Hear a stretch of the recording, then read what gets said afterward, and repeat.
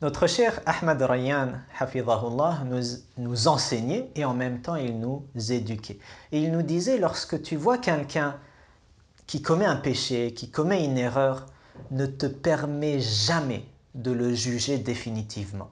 Demande plutôt à Dieu pour toi et pour lui la guidance.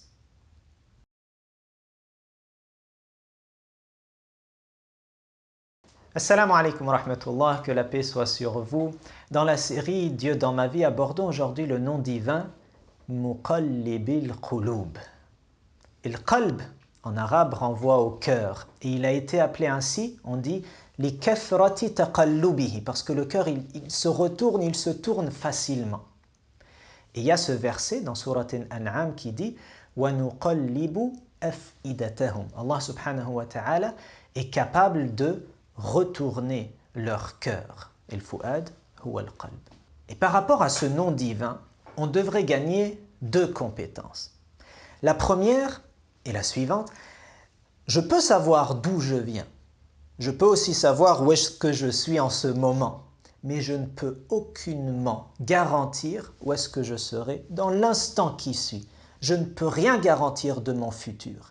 Et donc je devrais, avec une toute humiliation, m'en remettre à Allah Azza wa Jal et constamment lui demander d'affermir mon cœur et de me garder sur le droit chemin. Deux exemples. Le premier avec le maître des croyants, le maître des prophètes, Muhammad sallallahu alayhi wa sallam.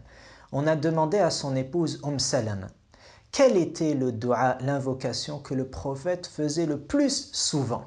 Et elle a dit, ce qu'il disait le plus souvent, c'était « Ya muqallib al-qulub, thabbit qalbi ala dinik » Ô toi qui retournes les cœurs, affermis le mien dans ta religion. Le prophète d'Allah, sallallahu alayhi wa sallam, il fait ce dua pour marquer sa complète servitude, adoration et grande humilité envers Allah Azza wa Jal.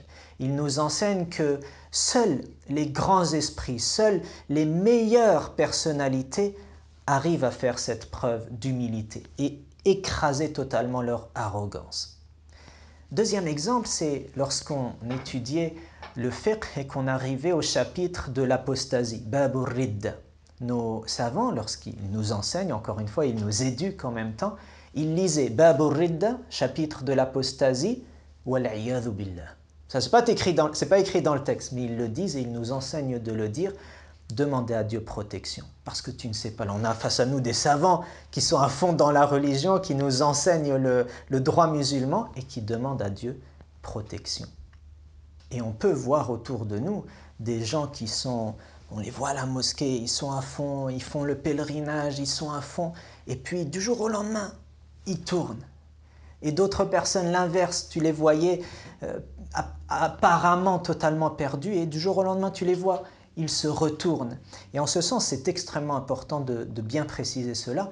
Ce n'est aucunement par injustice que Dieu guide et met dans la perdition une autre personne. Mais c'est finalement des choses qui sont au fond de nous. Et le qalb, là, il faut prendre soin de ce cœur-là parce qu'il est le moteur après de nos actions.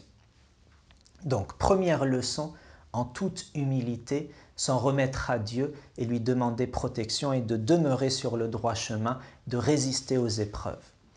Deuxième leçon, deuxième compétence, c'est de se dire, si je ne suis pas capable de déterminer où est-ce que je serai moi-même dans l'instant qui suit, comment est-ce que je me permets d'aller juger définitivement une personne? Qui suis-je pour aller condamner quelqu'un? Mon rôle, comme on le disait dans l'introduction, c'est plutôt, je peux émettre un jugement par rapport à un comportement, mais pour l'aider, pour l'accompagner. Et le plus important, c'est que dans mon cœur, je ressente pas un dégoût, pas une mauvaise considération de la personne.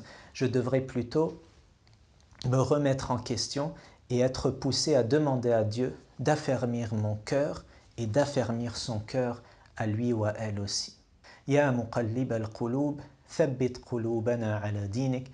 Ô toi qui retournes les cœurs, affermis nos cœurs dans ta religion.